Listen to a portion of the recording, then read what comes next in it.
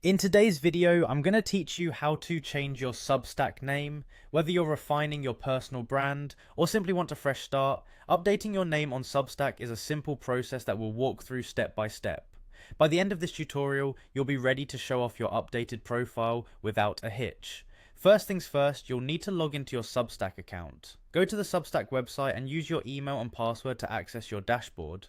If you've forgotten your password, just follow the prompts to reset it. Substack makes this part pretty straightforward.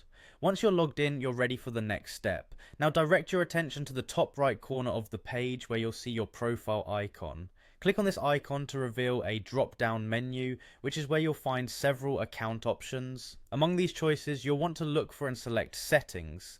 This action will take you to the main hub for customizing various account details and preferences. Within the settings page, you'll need to navigate to the account section. This area holds all the essential information about your account, from email settings to personal info. It's where you have the power to make small but impactful changes to your Substack experience, starting with your name.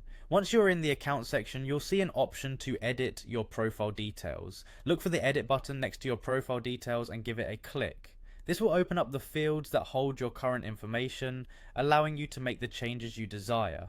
Here's where you can get creative or practical with your new name. Now it's time to go ahead and update your name. Click into the name field and type in your new Substack name.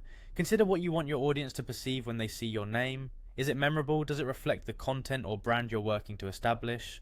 Take a moment to think about these questions as you make your adjustment. With your new name typed in, it's essential to remember to save your changes. Look for the Save button, usually located at the bottom of the Edit section, and click it to finalize the update to your account. It's a simple step, but it's the one that ensures all your hard work is locked in.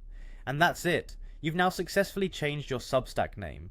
This small change can have a big impact on the way you and your content are perceived, so congratulations on taking this important step. Go ahead and refresh your profile to see your updated name. Thanks for watching, and if you found this tutorial helpful, be sure to like and subscribe for more helpful content like this.